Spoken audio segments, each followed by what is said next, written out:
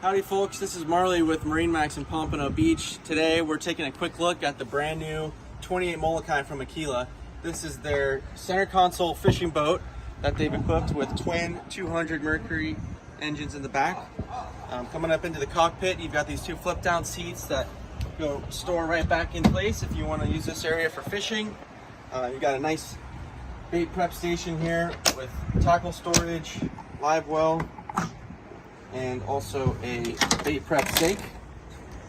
Plenty of rod holders, fusion audio, speakers throughout the boat. Plenty of storage along the sides here on this catamaran, since you have these twin hulls. Nice and deep storage, big fish boxes. Now coming up to the helm, have a nice open Marine display here with your fusion audio head unit, Mercury vessel view, option for an additional screen here as well. Coming up to the front of the boat, a couple lounge seats here with backrests that are removable in the rod holders, and then you have another bench seat here with a spacious head / storage area. You have storage for your bow table as well.